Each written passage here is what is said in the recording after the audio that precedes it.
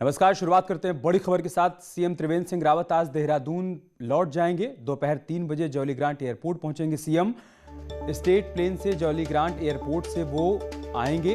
मौसम ठीक होने पर हेलीकॉप्टर से जीटीसी हेलीपैड तक सीएम पहुंचेंगे, लेकिन अगर मौसम खराब रहा तो वो एयरपोर्ट से कार के रास्ते देहरादून जाएंगे। आपको यहाँ पर यह भी बता दें कि देहरादून में रात से रुक रुक कर बारिश हो रही है। आपको इस बात की भी जानकारी दे दें कि सीएम त्रिवेंद्र सिंह 28 दिसंबर को इलाज के लिए दिल्ली के एम्स में भर्ती हुए थे। अब वो पूरी तरह से स्वस्थ हैं। आज वो दिल्ली से देहरादून लौट जाएंगे। सबसे पहले वो जॉली ग्रांट एयरपोर्ट पहुंचेंगे और फिर यहां से वो देहरादून के लिए रवाना होंगे। क्योंकि मौसम खराब है, ऐसे में उम्मीद यही की जा रही है कि शायद वो कार के जरिए सड़क के रास्ते जॉली ग्रांट एयरपोर्ट से देहरादून तक जाएंगे। हमारे सहयोगी दीपांकर भट्ट इस वक्त हमारे साथ लाइव जुड़ चुके हैं। दीपांकर, आपके पास क्या जानकारी, क्या अपडेट है? बिल्कुल अमित, जो खबरें अभी हमारे पास है, मुख्यमंत्री त्रिवेंद्र सिंह रावत लगभग 2:15 बजे दिल्ली से उड़ान भरेंगे और उसके बाद 3 बजे उनका पहुंचने का कार्यक्रम है जॉली ग्रांट एयरपोर्ट में। और मौसम फिलहाल यहां पर अभी धूप खिली है, लेकिन अगर मौसम खराब होता है तो मुख्यमंत्री फिर बाई रोड आएंगे और अगर मौसम साफ रहेगा तो फिर जीटीसी हेलीपैड पर पहुंचेंगे मुख्यमंत्री हेलीकॉप्टर से। और वहां पर देहरादून के जो पार्षद हैं बीजेपी नगर निगम के, वो यहां पर पहुंचेंगे स्वागत के लिए मुख्यमंत्री के। और पूरी बीजेपी, वहां पर कैबिनेट मंत्री मदन कौशिक, धन सिंह रावत और तमाम नेता भी मौजूद रहने वाले हैं, क्योंकि मुख्यमंत्री लोग 10 दिन के बाद वापस आ रहे हैं और स्वस्थ होकर वापस लौट रहे हैं। 28 दिसंबर को मुख्यमंत्री गए थे दिल्ली इलाज के लिए। 18 दिसंबर को उनकी कोरोना पॉजिटिव रिपोर्ट आई थी, तो लगभग 20 दिन का वक्त हो चुका है जब मुख्यमंत्री पूरी तरह स्वस्थ होने के बाद अब वापस लौट रहे हैं। अमित, तो इंतजार सभी को है, कार्यकर्ताओं को, सरकार को, मंत्रियों को, सभी को, कि मुख्यमंत्री स्वस्थ होकर लौट रहे हैं। और खासतौर पर जनता के लिए एक बड़ी खुशी की बात कि मुख्यमंत्री फिर से अब अपना काम शुरू करेंगे। अमित, बहुत शुक्रिया दीपांकर, आपका हमारे साथ जुड़ने के लिए, तमाम जानकारी तक पहुंचाने के लिए। Chief of defence staff general Bipin Rawat ने मुख्यमंत्री त्रिवेंद्र सिंह रावत से उनके दिल्ली आवास पर मुलाकात की है। जनरल रावत ने मुख्यमंत्री की कुशल क्षेम पूछा और शुभकामनाएं दी। उन्होंने मुख्यमंत्री के परिवारजनों के भी अच्छे स्वास्थ्य की कामना की है। मुख्यमंत्री ने आभार व्यक्त करते हुए कहा कि अब वो और उनके परिवार के लोग पूरी तरीके से स्वस्थ हैं।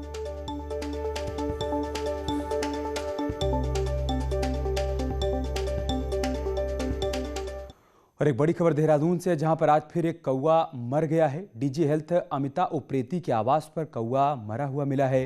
सूचना के बावजूद अभी तक रेस्क्यू टीम वहां पर नहीं पहुंची है। देहरादून में अभी तक 6 कौवे मृत पाए गए हैं।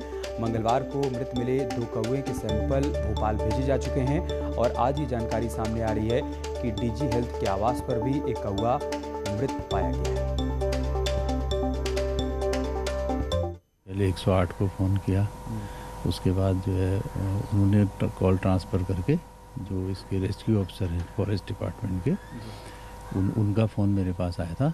उन्होंने मुझे डीएफओ साहब का नंबर दिया, उनको भी मैंने इन्फॉर्म किया और वो कहते जल्दी हम आ रहे हैं और उसको आप जैसा है वैसे छोड़ दीजिए। उसको हम जो गाइडलाइन है उसके हिसाब से उसका वो करेंगे। और देहरादून से हमारे सहयोगी सुनील इस वक्त हमारे साथ जुड़ चुके हैं। सुनील, आपके पास क्या जानकारी इस खबर से संबंधित?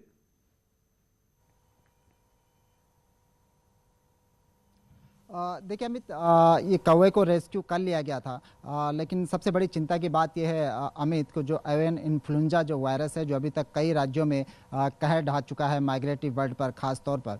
उत्तराखंड में भी 4 बड़े वेटलैंड है जो करीब 212 वर्ग किलोमीटर में फैले हुए हैं। यहाँ पर बड़े पैमाने पर जो माइग्रेटरी बर्ड हैं वो माइग्रेशन के सीजन में यहाँ पर आते हैं, लेकिन जिस तरह से विभागों में कोऑर्डिनेशन नहीं दिख रहा है इस वायरस को लेकर, खासकर जो वेटरनरी डिपार्टमेंट और फॉरेस्ट डिपार्टमेंट, जिस तरह से आपने देखा कि इस कौवे को डिस्पोज करने के लिए भी करीब 4 घंटे का वेट संबंधित लोगों को करना पड़ा, क्योंकि एक बड़ी समस्या ये भी थी कि अगर कौवे की बॉडी को कोई बिल्ली खा जाए या फिर कोई अन्य जानवर खा जाए, बाय द वे अगर ये कौवा इस संक्रमित है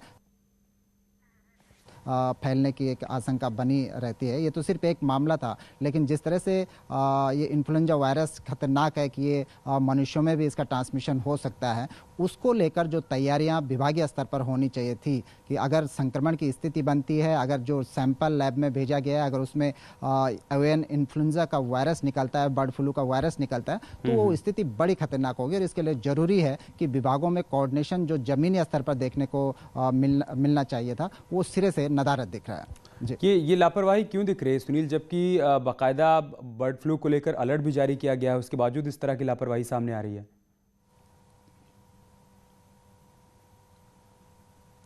देखिए अमित, ये लापरवाही भी है और कहीं ना कहीं अवेयरनेस की कमी भी है। फॉरेस्ट डिपार्टमेंट का कहना है कि इसको वेटरनरी डिपार्टमेंट रेस्क्यू करेगा, और वेटरनरी डिपार्टमेंट का कहना है कि चूंकि वाइल्ड लाइफ है, वाइल्ड एनिमल है, तो वाइल्ड माइग्रेटरी बर्ड है, तो इसको फॉरेस्ट डिपार्टमेंट रेस्क्यू करेगा। इस तरह की हीला हवाली के बीच यदि संक्रमण की स्थिति बनती है तो आम आदमी के लिए भी खतरनाक हो सकती है, क्योंकि इसका जो ट्रांजेक्शन है, अगर वो बढ़ेगा, एक से दूसरे में संक्रमण करेगा, और जिस तरह से बताया जा रहा है इस वायरस के जो घातक जो असर दिखेगा वो मनुष्य में भी दिखेगा कि आपके सीधे अगर कोई मनुष्य से संक्रमित होता है तो उसके फेफड़ों पर सीधे इन्फेक्शन करता है। तो आप देख रहे हैं कि एक और लोग पूरा सिस्टम कोरोना से जूझ रहा है, दूसरे और वायरस का जो अलर्ट है, अगर सिस्टम समय रहते इसको गंभीरता के साथ नहीं लेता तो भविष्य में हो सकता है कि इसके और गंभीर परिणाम सामने आए, लोगों को और दिक्कतों का सामना करना पड़े। बहुत शुक्रिया सुनील आपका हमारे साथ जुड़ने के लिए और जानकारी हम तक पहुंचाने के लिए। कुंभ को लेकर एक बड़ी खबर आ रही है। मकर संक्रांति के स्नान में कोई पाबंदी नहीं रहेगी। कैबिनेट मंत्री मदन कौशिक ने साफ कर दिया है कि सरकार की तरफ से पूरी तैयारियां कर ली गई हैं।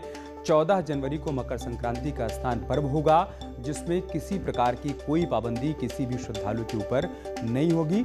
मकर संक्रांति का स्नान यहां पर श्रद्धालु आसानी से कर पाएंगे।